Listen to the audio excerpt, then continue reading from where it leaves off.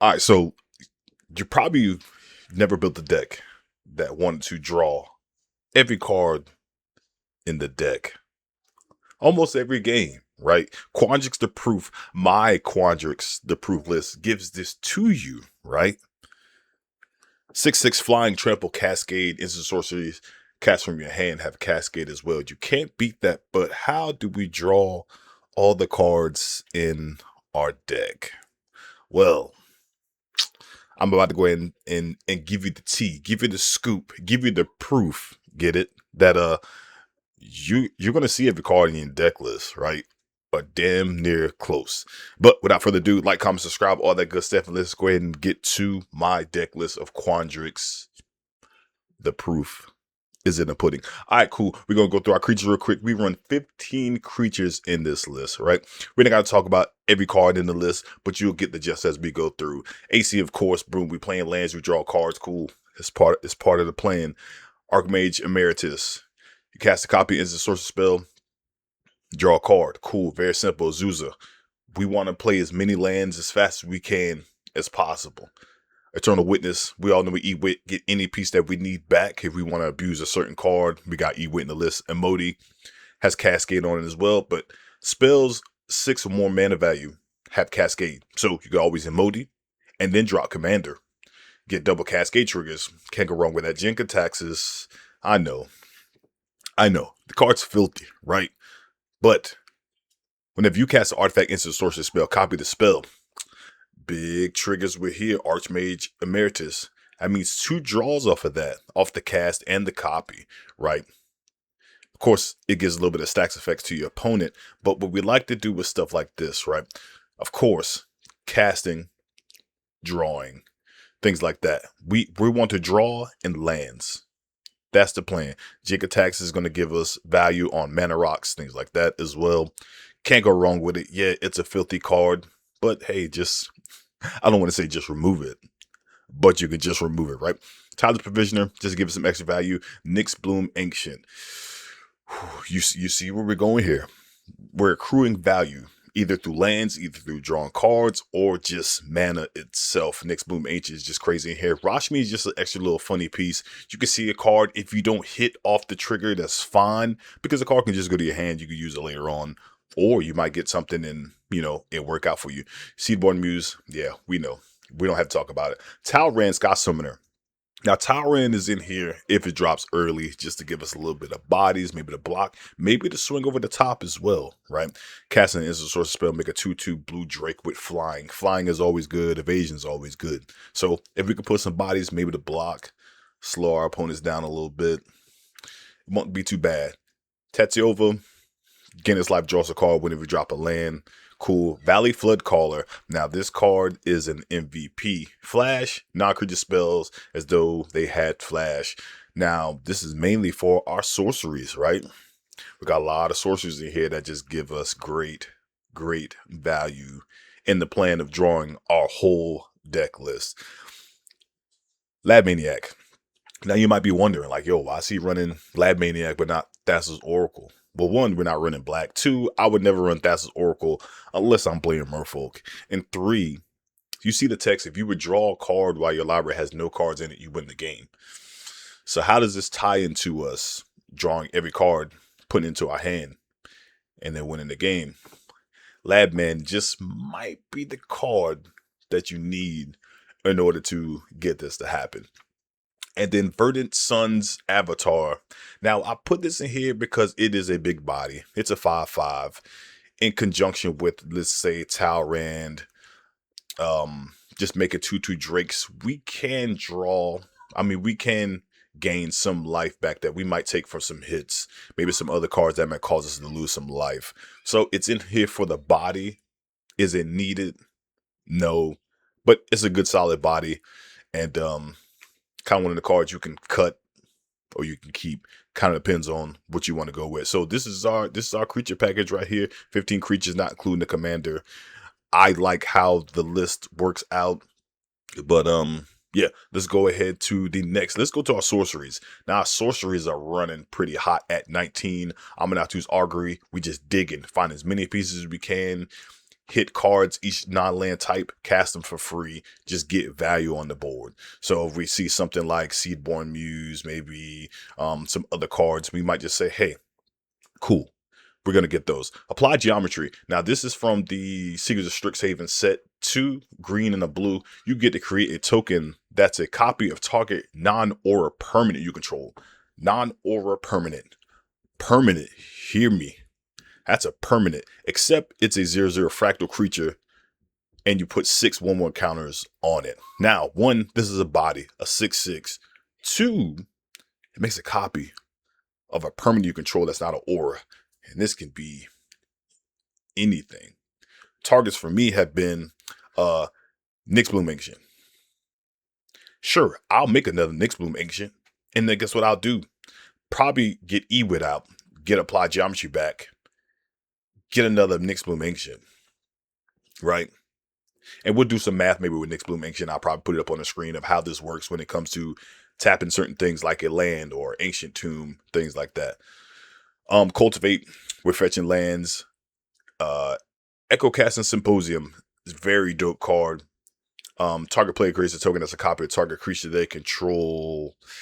Once again, this rolls back around. Honestly, I've gotten a lot of value with Tireless Provisioner.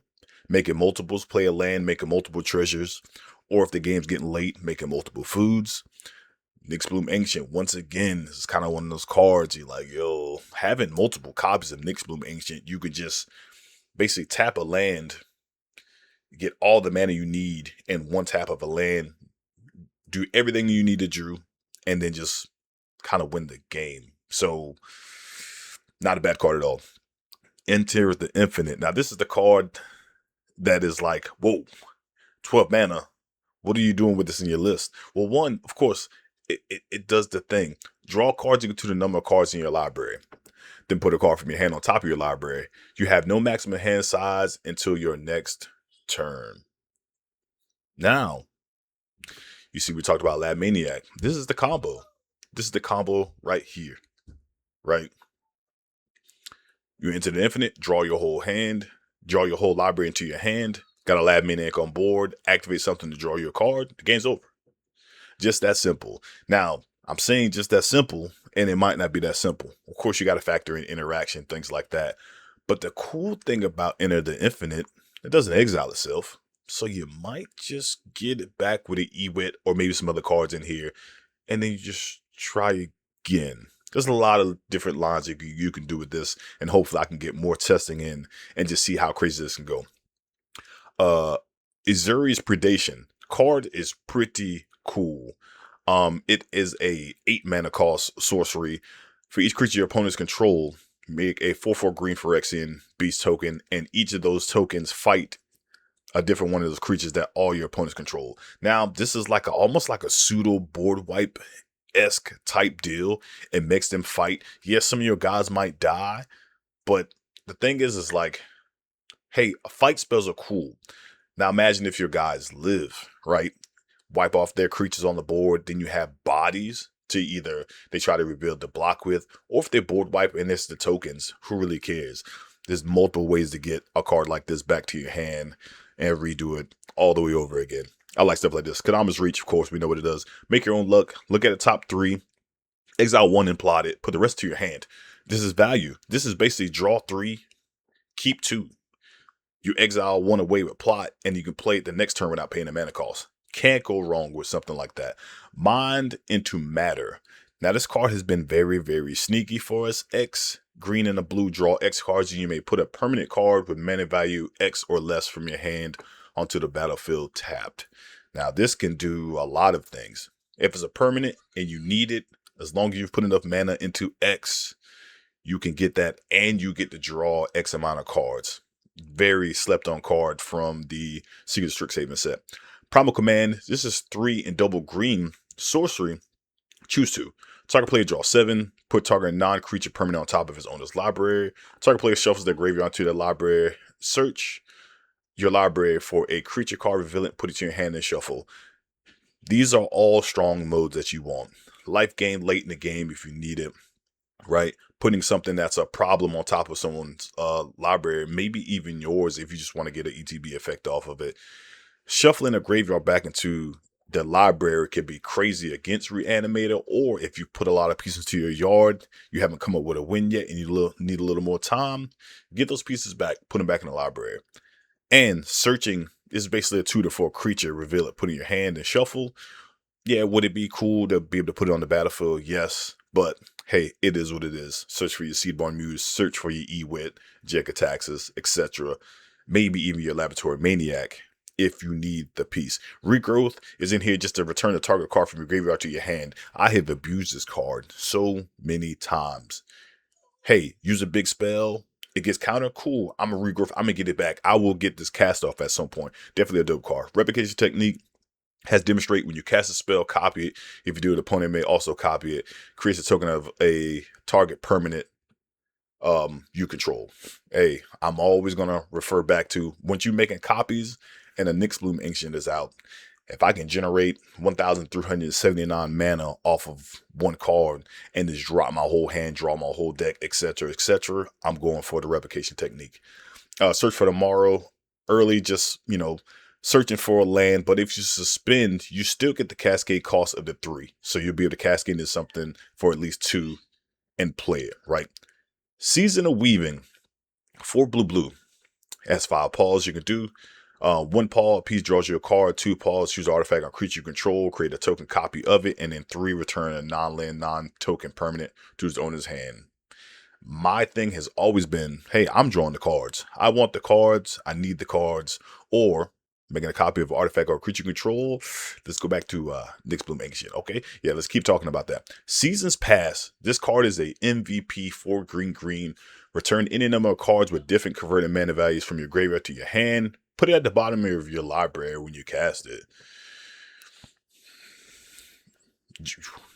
What can you say? Like, yeah, it's 6. But you can get so many different cards back that just repay the value of paying 6 mana, maybe sculpting 6 cards back that you really need to your hand, and then it goes to the bottom of your library. Crazy. Shared Roots, for lands, Titania's Command, 4 green. Chusu, exile target player's graveyard. You gain 1 life for each card exiled this way. Against reanimated decks, yeah, it's going to put a little hurt on them, and you get to gain life from all those cards. Search your library for 2 land cards. Hear me, 2 lands. Put them on the battlefield tapped and shuffle. Create 2/2 bears, which we don't really care about doing that. And put 2 or more counters on each creature you control. Really don't worry about that. The biggest thing is probably hitting a graveyard and searching for lands, right? Card's cool. Wisdom of Ages. I've cast this card 1 time since I've had it in the list. It's cool. It costs 7. Return all instant sorceries from your graveyard to your hand. Gives you no max hand size for the rest of the game, and you exile this card. If this goes off and your yard's filled with a lot of these sorceries and some of the instances that we have, you've gotten your value, and you've made sure to staple on no max hand size for the rest of the game. Come on, man. You can't really beat that. Let's go to our instance. Counterspell, Beast Within is just removal. Consult the star charts is a very good sleeper card. The more land you have, the more you can dig, the more cards you can see. And if you pay the kicker, right, you get to keep 2 of those cards instead, and you don't have to reveal them to your opponent. Definitely good. Cyclonic Rift. Gotta slide the Rift in. This is the kind of slow burn type deck. If you're having to win through combat, you might need a Cyclonic Rift at some point. Or if the board is just getting a little too sticky and everyone has a lot of crazy things that can interact with your board, they got to go. We hit them with a Rift. Of course, if you want to be slimy, you Ewit, Rift back to your hand, recast again until your opponents quit, right? Don't do that against your friends, but maybe people you don't know. You can make that happen. Embrace the Paradox. Draw 3 cards. You may put a land card from your hand onto the battlefield tapped. Hey, we're just drawing cards. We're putting lands into the battlefield, and this is at instant speed. Can't go wrong with that. Eureka moment. This is draw 2 cards. You may put a land card from your hand onto the battlefield. Not tapped, but just to the field. Force negation. You got to counterspell Voice of Vigor just to get rid of some problematic things. Rhystic Study, Smothering Tithe, things like that. Growth Spiral. Drawing a card. Playing additional land. Proctus Gauge. Returning the 1 target non-land permanent to his owner's hand. And this could be for anyone, maybe to save a piece of yours. And you get to search your library for a basic land card, put it on the battlefield, tapped and shuffled. A little bit of removal, a little bit of protection, depends on how you want to use it, and you get to search for a land. Could you go wrong with that? Artifacts, we'll keep it very simple. Arcane Signet, Lightning Greaves, Chimil the Inner Sun. If you're not running Chimil in your list, I just feel like Chimil is probably one of those artifacts right along with Soul Ring, Arcane Signet that should probably be 100% staple in your list. Insight Engine.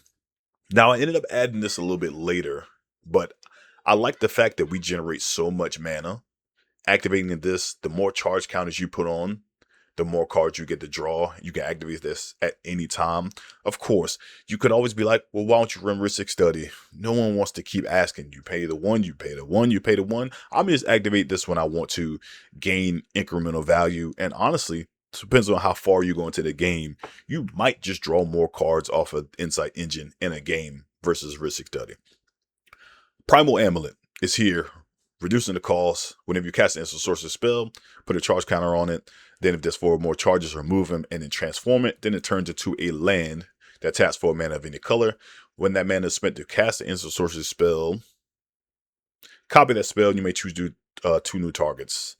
This goes for ramp. This goes for force of vigor. This goes for a lot of things. So this is a very valuable piece in this list that I think does us justice. Sapphire Medallion.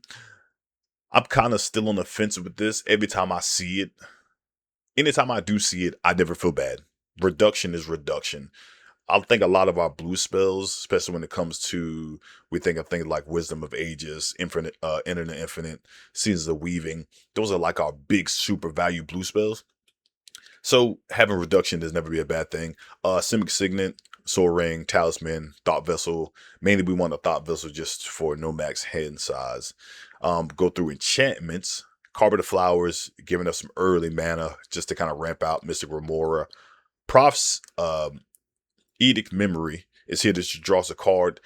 Gives us no max hand size, but the thing about this too, which came up a lot with my list too.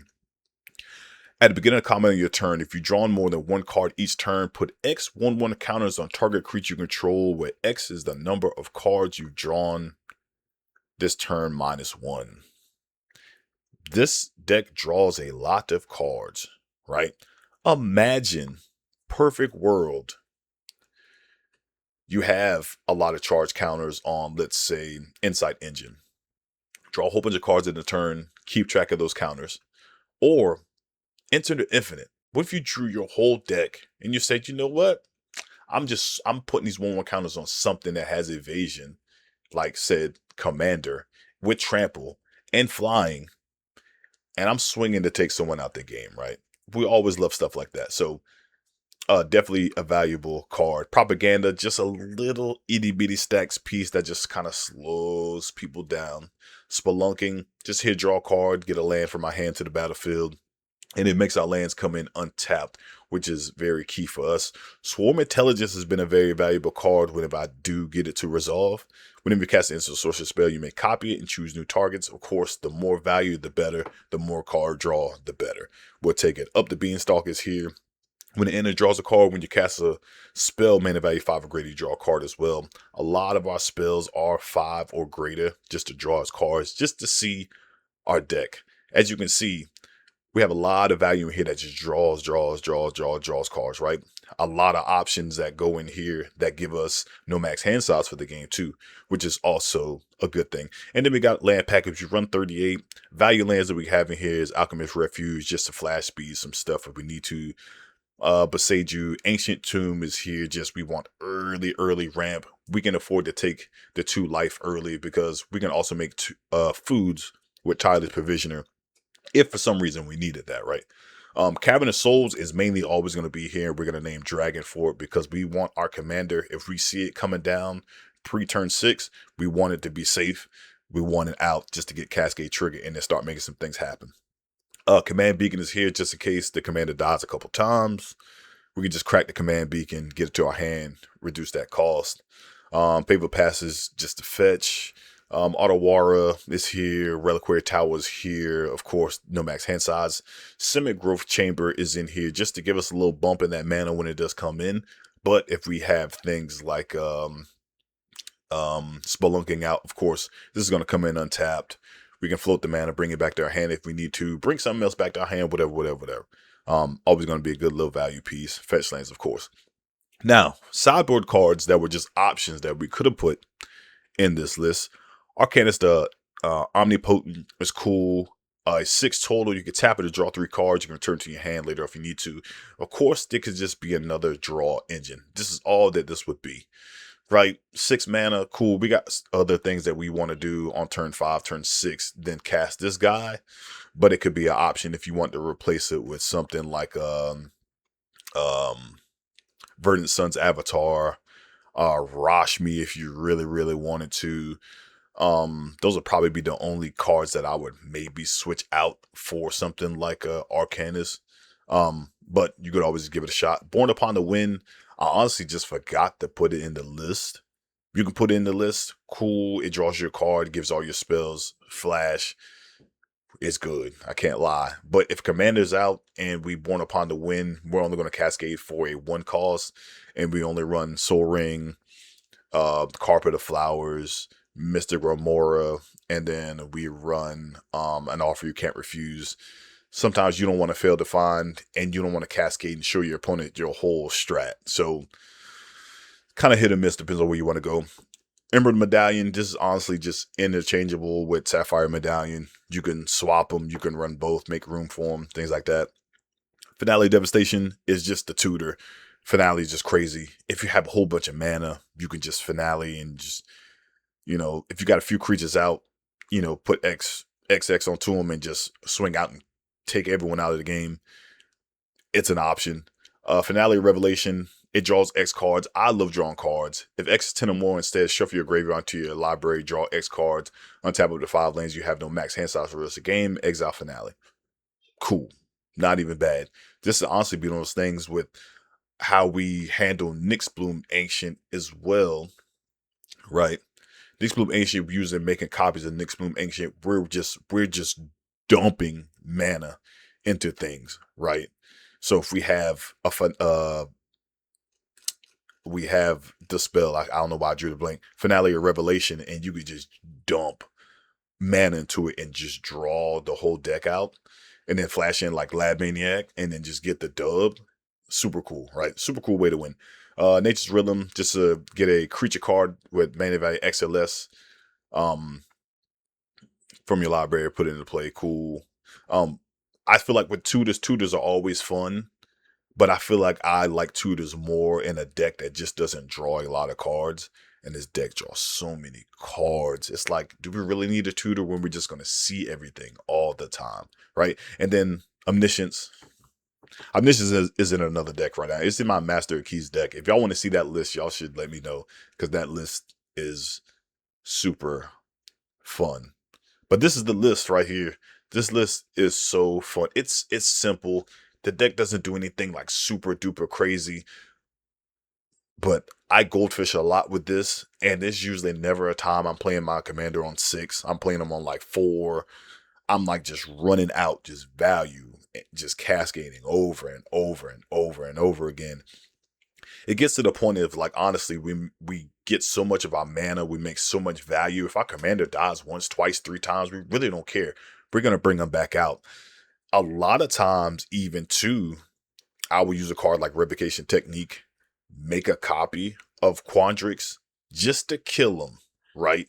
Cast an instant sorcery spell, blah, blah, blah, get some value, get some mana value, and then recast Quandrix just to get the cascade trigger, just to kill the token, do some stuff. The deck is so fun. I love Simic, and for this list, it's just super, super fun. So if you ever want to take this shell and try it out, you can do that. I will let you test this out on Moxfield on your own. Don't let these curves scare you, right? We got a lot on turn 2, a lot on turn 3, and it putters out. The deck list is so fun. But yeah, give the deck list a shot. Let me know what you think about it. Make sure to follow me on Moxfield and all that good stuff. Comment down below what deck list that you would maybe want to see of mine's next. I have Master Keys. I have Mono Red Deretti. I think we're gonna do that one next as well. Mono Red Deretti was super fun, and it's still fun. But anyway, appreciate y'all watching the video. Like, comment, subscribe, all that good stuff. And if you want to draw your whole deck into your hand, this is the deck list for you. All right, I'll holler at you.